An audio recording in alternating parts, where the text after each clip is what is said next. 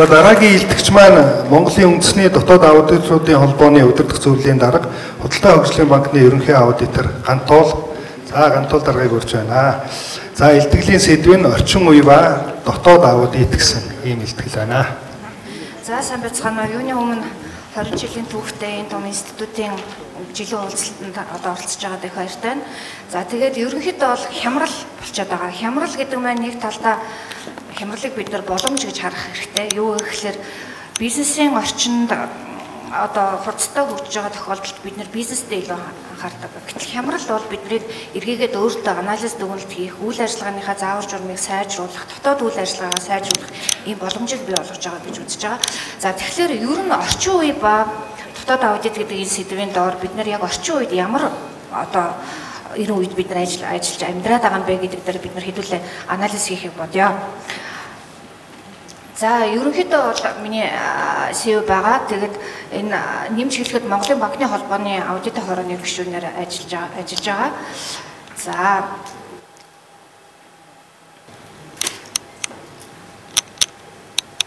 За би та бүхэнд орчин үе яаж өөрчлөгдөж байгаа вэ гэдгийг ерөнхийдөө хэдэн зургаар харуулахыг хүсэж байна.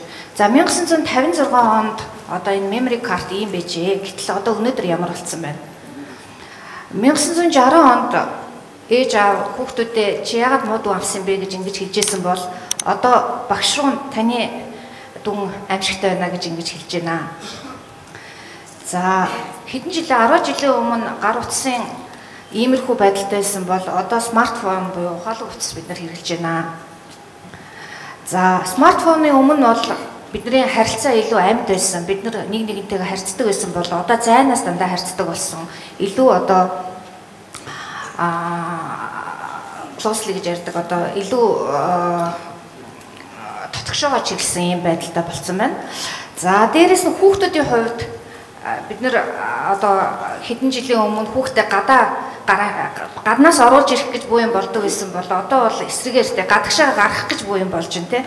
Тэгэхээр бол энэ 1960 онд хүүхдүүдийн тоглоом 70 он, 80 он, 90 он, 2000 он байхад яг одоо бол энэ бүгдийг бүгдөрөнгөнд бид нэр бүгдөрөнгөнд одоо ашиглах боломж биднэрт байна. Хүүхдүүд илүү ухаалаг болцсон. Одоо та бүхэн мэдж байгаа хүүхдүүд чинь гар утсан дээр тоглоом бол өлгөн өөрсдөө тоглолцож байгаа шүү дээ. За тэгээд хувь хүний хувьд бид нар өөрсдөө ямар болсон бэ гэхлээр илүү тарган болсон. Харин бидний дэлгэцсэн буюу одоо телевизорын дэлгэц, компьютерийн дэлгэц маань илүү нарийн болсон байна. За мөн хэдэн жилийн өмнө бид нар хүүхдтэй яаж компьютер хэрэглэх вэ, батарейг нь яаж салах вэ гэж тайлбарладаг байсан бол одоо бид нар хүүхдээсээ яаж фейсбુકыг хэрэглэх вэ, яаж компьютерыг хэрэглэх вэ гэдгийг асуудаг болсон. За тэгэхээр орчин үед ширээний компьютер гэж юу юм бэ? Компьютер гэж юу юм бэ? Компьютер маань өөрөө маш олон функцтэй болсон. Ширээний компьютер байна, ноутбук байна, iPad, гар утасны зориулалттай хэрэглэж байна, PlayStation тоглоомтой, телевизэрч болж байна, электрон банкч болоод явчихж байна. Гэтэл гар утас гэж юу юм бэ? Гар утас бол суурин утасч байна, интернетэд холбогдох хэрэгсэл болсон. Шуудан байна, ном, үйлчлэгээ захиалах бүх юмыг бид нар бүгд гар утаснаас хийж байна. GPR систем буюу хайлтын систем болсон, цахим төрөвч болсон, машин дэлгүүр болсон, камер зургийн аппарат болсон, iPod болсон, тоглоомын хэрэгсэл телевизор болсон байна. Тэгэхээр энэ бүгдээс юу гэж дүгнэж байгаа вэ гэхээр бид нар мэдээллийн эрен үеинд ажиллаж байна. Мэдээллийн эрен үе маань 1985 оноос буюу Microsoft одоо компани Windows анхны хөлбөр бий болсноор тоологдож эхэлт юм байна л да. Тэгэхээр өнөөдөр бол бид нар мэдээллийн 100-нд 31 жил амьдарсан. Одоо ингээ 32 жилдээ орж байна. За тэгэхээр мэдээллийн 100 маань ямар юутай байдаг вэ, онцлогтой байдаг вэ гэхээр мэдээлэл маш их. Дээрээс нь мэдээллийг бол авах хүртээмж бол нээлттэй. Дээрээс нь хоорондоо холбоотой. Маш их одоо холбоотой. Хэдэн жилийн өмнө бид нар одоо ангийнхныгаач гэдэг юм уу 10 жилийн төгсөгчдийг цуглуулах гэж буу юм болдог гэсэн. Гэтэл одоо өнөөдөр сошиал медиа буюу одоо Facebook гэдгийг ашиглаад ямар контакттай болсон байна. Маш одоо нэг нэгээ олоход хэлбэр болсон. За дээрэс нь хэдэн жилийн өмнө кофе жишээлбэл сүйтэй болон хар кофе гэж байдаг бол одоо кофений төрөлхийд ямар болсон байна? Эспрессо, латте гэдэг, капучино гэдэг маш олон төрөл болсон. Хэдэн жилийн өмнө бид нар одоо зураг фотоаппаратаар ахуулаад угаалгаад те видео камер эдгээр ашиглаж байсан бол одоо бид нарт их шаардлага болсон. Ягаад гэвэл гар утас бүх юм бүгдээр ингэ орлуулад хийчихэж байна. Тэгэхээр эндээс ямар дүгнэлт хийж болж байгаа вэ гэхээр зарим нэг зүйл дээр нэгдэл явагдаж байна. За одоо жишээл технологийн нэгдлүүд явагдаж байна. Зарим нэг зүйл дээр төрөлжилт явагдаж байна. Өөрөөр хэлбэл одоо жишээ сая хэлсэн кофений төрлүүд дээр те. За энэ ажилтгүй. За орчин үе дээр ямар өөрчлөлтүүд явж байгаа гэхээр хамгийн түрүүнд геополитикийн өөрчлөлтүүд явагдаж байна. Маш одоо дэлхийн геополитик бол маш өөрчлөлтөө байна. Исламын улс эдэргээл одоо Каддафигийн хэлснээр бол заавалжгүй дайн улс гэж ингэж юу яахгүйгээр Европыг исламын одоо улс дайнгүйгээр бол эзэлж болох юм а гэж хэлсэн байна. Тэгэд энэ юутай холбоотой вэ гэхээр Европ төв бол үндсэндээ сөнж байгаа гэж хэлж байна. Альва хүн төрөлхтний одоо хүн ам зүг оршин тогтохын тулд 1.8 буюу ингээд юу байд юм бэ л да хүүхд төрөлтийн хэмжээ. Гэтэл Европ бол 1.8 мас доошоогоо 1.3-та 1.1-тэй тэр хүн ам зүг өсөлтийн процент. Гэтэл Европ одоо исламын буюу одоо ислам шашинтай улсууд 8.1 байгаа байхгүй. Тэгэхээр яг өнөөдрийн орчинд бол яаж байгаа гэхээр яалтчгүй эдийн засгаа явуулахын тулд өргөсдгийг авахаас өөр аргагүй болдог, цагаачдыг авахаас өөр аргагүй болдог Америкт, Европт тий. Гэтэл тэр маань өөрсдөө эргээгээд үнэт зүйлс нь өөр тийм хүмүүсэд бий болгож байна. Өнөөдөр одоо гол 3 шашин байхад тэр 3 шашин маань яагаад ингэж өөр байгаа юм бэ гэхээр түрүүн хэлсэн гамбайр захирлаа дараагийн юм дээр үнэт зүйлс гэдэг юм маань бүгд өөр байгаа тийм. За технологийн өөрчлөлтийг бол сая та бүхэн сайн мэдж байгаа бах. Нийгмийн өөрчлөлт бол маш их явагдаж байна. Өөрөөр хэлбэл яг наац буюу одоо яг үндэстэн хоорондоо ижил төстэй биш. Зайнаас яг харьцаж байгаа одоо хэрэглэгч нар маань илүү ижил төстэй болж нийгэм маань маш их өөрчлөгдөж байгаа. За цаашаа. За тэгэхээр энэ орчин үед байгууллага ямар болж байгаа юм бэ? За байгууллагын хөгжлийг аваад үзэхэд бол үйлдвэрчлэлтээс одоо мэдээллийн information age буюу мэдээллийн технологийн ийм үе дамжаад яг одоо бол connected age буюу одоо ингээ холбогдсон ийм одоо үе шатад бол ирсэн байна. За эдийн засгт ямар өөрчлөлт явж байгаа гэхээр үл үзэгдэгч твүүд бий болсон. Өөрөөр хэлбэл компаниуд илүү өргөжсөн, үйл ажиллагаа нь үндэстэн дамсан корпорацийн түвшинд очсон, хил хязгааргүй эдийн засаг бий болсон. Интернетийн хэрэглээг бол эдийн засагт маш их ашиглаж байна. Хаанаас ч хэдийч өрсөлдөгч гараад танаа компанийг дампууруулж болно. Хэдэн жилийн өмнө одоо Kodak ч юм уу Fuji гэдэг энэ компаниуд бол энэ дижитал технологи гараад ингээд энэ бизнес нь дампуурч гэж хизээж бодоагүй байхгүй. Тэгэхээр бол интернетийн хэрэглээ, технологийн хэрэглээ маань өөрөө хил хязгааргүй эдийн засгийг бий болгоцсон. Тэгэхээр хэрэглэгч маань зөвхөн энэ одоо Монгол улсад ч гэдэг юм уу тийм байхгүй. Дэлхийн нийтээр байна. Өрсөлдөгч хизээж хаанаас ч гараад ирж магадгүй. Ийм одоо орчинд бид нар амьдарч байна л да. За тэгээд орчин үеийн байгууллагын хувьд ямар байдал үүссэн бэ гэхээр IT-ийн хэрэглээ бол маш өндөр болсон. Бизнесийн томьёо бол бизнес дээр нэмхэн мэдээллийн технологи гэдэг ийм томьёогоор явж байгаа. Тэгэхээр бол альва нэгэн үйл ажиллагаа бүх мэдээллийг бол удирдахын тулд дандаа IT одоо бүтц дээр үндэслэж энэ бүх үйл ажиллагаа явуулж байна. За энд бол нэгтлэн бодох бүртгэл байна. Нэгтлэн бодох бүртгэлийг хизээч одоо олон жилийн өмнө шиг гараар эсвэл сампингаар гүйцэтгэх болсон. Програм хангамжийн түвшинд хийж байна. Програм хангамж маань өөрөө анализ хийдэг болсон. Удирдлагын мэдээллийн систем маань удирдлага шийдвэр гаргах одоо түвшинд цаг үеийн тийм мэдээллийг өгч байна. Дээрээс нь шийдвэр гаргах түвшний мэдээллүүд бол маш олон төрлөөрөө, маш олон фильтрээр хэрэглэгч нарт одоо зориулагдаж янз янз байдлаар гарч байна. Графикаар гарч байна, хүснэгтээр гарч байна. Үе шат давтамж нь өөр байх гэх мэтлэн. За тэгээд санхүү маань бас өөр болцсон. За энэ бол бүх процесс бол орчин үеийн байгууллагт бол ийм өөрчлөлт авчирж байна. За тэгээд байгууллагт одоо ямар асуудлууд гарч ирж байна вэ гэхээр шин эрсдлүүд бий болсон. За За хэдэн жилийн өмнө бид нар compliance эрсдэл буюу хууль эрх зүйн одоо нийцлийн эрсдэл гэдгийг бол мэдчихгүйсэн. Гэтэл compliance эрсдэл бол өнөөдөр маш өндөр одоо эрсдлүүдийн нэг болсон байна. IT буюу мэдээллийн технологийн хамгаалтын мэдээллийн аюулгүй байдлын эрсдэл бол маш өндөр түвшинд байна. За мөн оюуны өмчийн одоо алдах юм эрсдэл байна. HR талант буюу одоо яг энэ сайн болсон хүчин, талант менежмент одоо болсон хүчнийг өөрсдийнхөө компанид ажилуулах алдахгүй байх эрсдэл бол нэлээд өндөр эрсдэл бий болсон байна. За энэ 2016-17 оны орчин үеийн байгууллагын эрсдлийн рейтинг байна. За мэдээж бол гол политикийн өөрчлөлтүүд нэлээд явж байгаа болохоор экономикийн буюу эдийн засгийн одоо нөхцөл байдлын эрсдэл бол номер 1-т байна. За тэгээд цаашаа бол compliance эрсдэл, кибер эрсдлүүд бол цаашаа ингээд явцсан байна 2017 онд. За энэ зургийг ингээ харахад хэрвээ ингээд өнгөрцгөө харах юм бол голын одоо зураг болон баруун талын зураг бол нэг нэхмэлийн бүтээгдэхүүн юм шиг ингээ харагдаж байгаа. Гэтэл яг үүний эрэхтэй энэ бол Apple компани бүтцээ байгаа.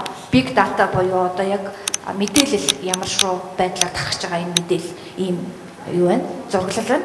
Гэтэл харилцаа холбоо тухайн байгууллага дотор харилцаа холбоо бол маш олон сувгаар маш олон одоо замбраагүй юм байдлаар явагддаг. Тэгэхээр энэ бүх орчин бол тухайн байгууллагт юм байна. Ийм их замбраагүй байдлаар. Гэтэл энийг яг яаж юу яах вэ гэхээр удирдах вэ гэхээр хамгаалтын 3 түвшин гэдэг AI Global-аас гаргасан position paper буюу одоо байр суурь илэрхийлэх ийм бичиг баримт байдаг. За энэ байр суурь илэрхийлэх бичиг баримт маань яг энэ биологийн хүний биеийн иммун буюу одоо тархлааны систем дээр үндэслэгдэж ингэж ажиглаж бий болж гарсан байгаа. За ерөнхийдөө аливаа байгууллагын бүтэц зохион байгуулалтыг харахтаа хамгийн түрүүнд тэргүүн игнэм буюу одоо энэ футболын юг харахад бол хамгийн түрүүнд бизнес болон үйл ажиллагаа явд юм байна. За тэгээд бизнес үйл ажиллагаа маань тэргүүн игнэнд фронт офистэй. За хоёр дахь игнэнд бол бодлого мониторинг явд юм байна. За гурав дахь игнэнд бол дотоод аудит явд юм байна. Тэгэхээр аливаа бизнес үйл ажиллагааны бүтцийг бид нар харахтаа ердөөсөө энэ гурван бүтцээр л харах хэрэгтэй. Энэ гурван бүтцийн энэ гурван функцүүд хэрэг хоорондоо холилдол ирэх юм бол тухайн байгууллага бол одоо асуудал үүсэж эхэлдэг. Тэгэхээр энийг бол тухайн байгууллагатай аль нь хэмбэ гэдгийг бид нар бидж явах хэрэгтэй. За тэргүүн игнэм бизнес үйл ажиллагаа гэдэг маань одоо яг тэр үйлчлэгээ байна те. Бодлого мониторинг гэдэг маань энд эрсдэл ордог, хяналт ордог, дотоод хяналт ордог. За санхүү ордог, хүний нөөц ордог, мэдээллийн аюулгүй байдал ордог, compliance-ийн нэгжүүд ордог. За хамгийн 3 дахь игнэ бол хараа бус дотоод аудит. За хөндлөнгөө аудит болон бодлого зохицуулагчд бол шүүгчд болон орлон тоглогчд байдаг байна.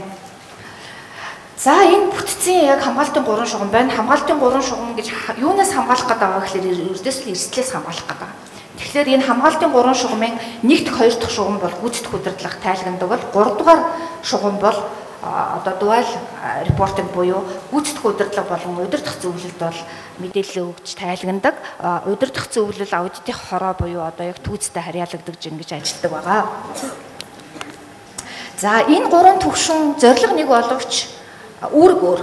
Хэрвээ 1-р шугам одоо хамгаалтын түвшин бол зорилгоудаа мэдээд, эрсдлүүдээ мэдээд, хяналтаа өөрсдөө дотоод хяналтаараа тогтоогоод процессыг өөрчлөх саналыг боловсруулад үйл ажиллагаа явуулдаг бол 2-р шугам бол зорилтуудаа тодорхойлоод, эрсдлүүдээ тодорхойлоод, эрсдлээс зайлс хийх арга хэмжээг аваад, эрсдлийг тайлгнаж, эрсдлийг бууруулах арга хэмжээ авдаг.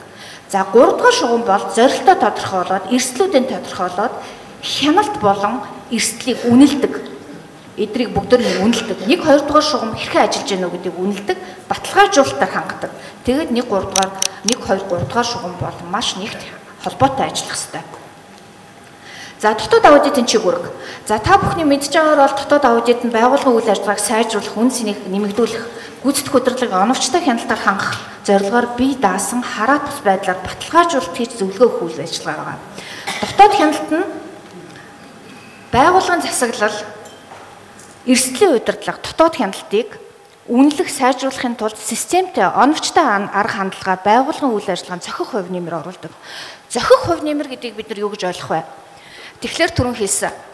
Яг ингээд бид нар процесс гүйж जैन, процесст ингээд явж जैन те. Тэгэхээр нэг зогсоод анализ хийгээд бид нар хаана яваад байгаа, бид нар зөв чиглэл рүү яваад байгаа мó, буруу чиглэл рүү яваад байгаа мó, бид нар хурдан яваад байгаа мó, удаан яваад байгаа мó. Энэ дээр анализ дүгнэлтэх юм. Дээрээс нь системчлэн үйл ажиллагааг системтэй болон одоо арга хандлагаар дүгнэнэ гэдэг нь оновчлон системлэх байгууллагын үйл ажиллагаан дээр ийм одоо үнцийг авчирдаг байна. Дээрээс нь асуудлыг бол ил тод болгоно. Зөрчилттэй, асуудалтай, проблемтай асуудлыг ил тод болгодог. Баримт нотлохоо үлдээдэг. Яагаад энэ асуудал гарсан юм бэ? Ямар шалтгаантай байгаа юм бэ гэдгийг ингэж баримт нотлохоогоор үлдээхээс гадна дотоод аудит бол чадварлаг болсон хүчнийг бэлтгэх ийм нөөц байгаа. Яагаад вэ гэхээр дотоод аудитэд ажиллаж байгаа хүмүүс маань юу болох, юу болно. Дээрээс нь ёс зүйн хувьд хэм хэмжээг бол маш сайн ойлгодог. Бусдын алдаанаас суралцсан байдаг учраас байгууллагт бол дотоод аудиторууд бол дараагийн түвшний удирдлагын одоо ийм үнэтэй HR-ын талант одоо болсон хүчнүүд болдгоо. За засаглал, эрсдэл, хяналт гэдэг маань дотоод аудитыг судлах гурван зүйлс байгаа. Тэгэхээр энэ гурван маань ямар шүү байдалтай байдаг вэ гэхээр аливаа одоо байгууллагын засаглал бизнест нь бол яг ч гэсэн эрсдэл байж байгаа. Энэ эрсдлээ бол засаглалаар бол удирдах байдаг.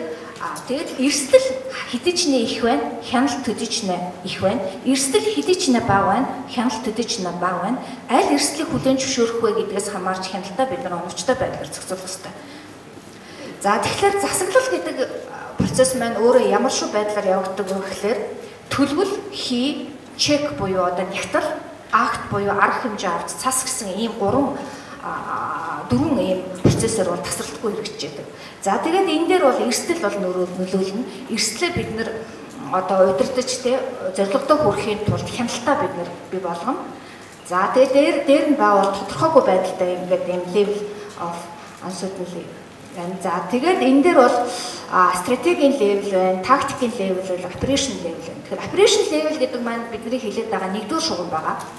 Tactical level гэдэг бол бидний функцийн төвшний буюу одоо энэ 20 дугаар level байгаа. Стратегийн level гэдэг бол үндсэндээ дотоод аудит болон түүц засаглалын level-үүд байгаа. За тэгэхээр энэ засаглалын level-үүдийг яадаг вэ гэхээр яаж явж гэнэ вэ гэдэг ингээд дотоод хяналт хараад бус байдлаар хажуугаас нь ингээд хараад үнэлгээ дүгнэлт өгөөд ингээд үйл ажиллагааг сайжруулах юм. За тэгэхээр түрүү хэлсэн сангийн яамны мөнгөлийн презентацийн дээр тусгагдсан байсан тийм. Дотоод аудит бол засаглалын үндэс нь тулгуур юм аа гэдэг. Тэгэхээр дөрвөн тулгуур байгаа. Үр дүнтэй засаглал гэдэг маань түүц, удирдлага, гүйцэтгэх удирдлага, бага нь бол дотоод аудит, хөндлөнгийн аудит. Тэгэхээр хөндлөнгийн аудит дээр бол та бүхэн одоо яг мэрэгсэн эхлэн бодогчийн институтын дээр бол нэлээд гол функцээр бол ажиллаж байгаа. За тэгэхээр дотоод аудит нь хаана байгаа юм бэ гэхээр засаглал доторх энэ удирдлагын функц байна. За тэгээд ирээдүйн чиг хандлага бид нар хаашаа яваад байгаа юм бэ дотоод аудиттэй. Тэгэхээр өмнө нь одоо яг хэрэгжиж байгаа юу бол биднэрт эрсдэл суурилсан дотоод аудитыг бол хэрэгжүүлж байгаа. Эрсдэл суурилсан төвлөрөл буюу фокус гэдэг маань юун дээр төвлөрж байгаа вэ гэхээр эрсдэл хаана үйл ажиллагааны эрсдэл байна тэрэнд илүү төвлөрж байгаа бол одоо би илүү стратеги бизнесийн процессын эрсдэл рүү суурилсан ийм ирээдүйн чиг хандлага дотоод аудит байна. За дээрэс нь бид нар дандаа past performance буюу одоо өнгөрсөн үйл явдалд тулгуурлаж нотлохоо баримтаа гаргадаг байсан бол бид нар одоо ирээдүйн үйл явдал руу чиглэсэн ийм үйл ажиллагаа руу явж байна. За баталгаажуулалтын үйл ажиллагаа хяналт, санхүүгийн хяналт нийцэл рүү, compliance-ийн чиглэл рүү нэлээ одоо энэ заавар журмыг ингэж мөрдсөнгүй, тийм заавар журмтай ингэж зөрчилж гэн гэж ингэж гаргаж байгаа бол илүү бизнесийн үйл ажиллагаа руу чиглэсэн баталгаажуулалтыг хийж байгаа. Бизнесмен зөв явж гэнэ, буруу явж гэнэ гэдэг талаас нь баталгаажуулалт их ийм гомдоо шилжиж байгаа. За аргачлалын хувьд бол бид нар гол яг процессын хувьд те процессын зурглал хийгээд хяналтыг одоо чиглэж ингэж ажиллаж байгаа бол илүү одоо эрсдлийн фреймворк буюу эрсдлийн түрээ рүү чиглэсэн ямар хяналтыг одоо энэ тухайн байгууллага хяналтын өөрийнхөө үнэлгээ хийж юм уу хяналтын өөрийн үнэлгээ нь ямар шүү байдалтай хийж байгаа юм бэ те илүү өөр одоо гэсэн юм байна. Мэдээлэл авч гарч байгаа. За тэгээд ирээдүйн чиг хандлага дотоод аудитын чиг хандлага юу явж байгаа юм гэхээр мэдээллийн технологийн аудит маш хурдтай болж байна. Яагаад вэ гэхээр ямар ч бизнес бол мэдээллийн технологи заахгүй байна. Тэгэхээр мэдээллийн технологийн аудит бол бие даасан юм салбар болоод хурдтай болж байна. За дээрэс нь аудит дээр нэмэх мэдээллийн технологи гэдэг энэ туршил бол их хүчтэй. Өөрөөр хэлбэл санхүүгийн аудиторуудад бол мэдээллийн технологи аудиторууд мэдээлэл авч өгч илүү оновчтойгоор цагаа хэмнэх юм боломжуудыг олгож байна. За big data warehouse буюу одоо энэ ашиглах энэ бизнесийн боломж байгаа. Одоо орчин үеийн янз бүрийн бизнес технологиг ашиглах энэ түвшин бол нэмэгдэнэ гэж үзэж байгаа. Өөрөөр хэлбэл энэ fraud detection буюу одоо энэ одоо луурын энэ янз бүрийн эрсдлийг бол шууд одоо тандалтын дүрмээрч байд юм уу те илүү юм автоматжуулсан энэ хэрэглээр бол орохоор байгаа. За эрсдэл хяналтын тасралтгүй баталгаажуулалт. Тэгэхээр баталгаажуулалт бол нэг одоо юу гэдэг 3 жилд нэг удаа ч юм уу 2 жилд нэг удаа ч юм уу ийм байдлаар биш тасралтгүй болно. Энэ бол илүү тестүүд бол хяналтын тестүүд бол илүү автоматжин. Дээрэс нь одоо эрсдлийг тасралтгүй мониторинг хийх систем дэлгэрнэ. За дээрэс нь контрол буюу одоо дотоод хяналтыг бас тасралтгүй хянах ийм процессууд явагдана. За дашборд буюу одоо яг тэр удирдлагын системийн одоо энэ хяналтын самбар гэж нэрлэж байгаа. Энэ дээр бол дотоод аудиторууд бол нэлээд их ажиллахаар байгаа. Энэ алертыг бол дотоод аудитын зүгээс бол өгдөг болохоор байна. За хамгийн гол асуудал маань дотоод аудит бол стратегийн маш сайн зөвлөгч нь болно гэсэн үг. Итгэл зөвлөгч нь байна. За итгэл зөвлөгч гэдэг маань KPI буюу Key Performance Indicator гэдэг энэ юунаас илүү KRI буюу Risk Indicator руу илүү төлөвлөлээ. За тэгээ ерөнхийдөө дотоод аудитын хөгжлийг ингээд яах юм бол бид нар өмнө зүгээр insurance provider буюу баталгаажуулалтаар ингэж ханддаг байсан бол дараа нь бид нар альва гүйцэтгэх удирдлага төлөвлөсийнхаа тэр засаглалынхаа одоо асуудлыг шийдвэрлэгч болох түвшинд очино. За тэгээд хамгийн гол нь цаашаа яг генератор буюу одоо яг тэр идея инновацийн мэдээлэл өгөхөөс гадна хамгийн одоо сүүлийн юм шатах trusted advisor болно гэсэн ийм юутай байна. Хөгжлийн чиг хандлагатай байна. За тэгээ анхаарал хандуулсанд баярлалаа. Тэгээд би өөрийнхөө илтгэлийг одоо Монгол улсад орж ирж байгаа Монголын Global гэдэг энэ байгууллагын бяцхан танилцуулгаар төгсөхийг хүсэж байна. 2 минутын видео.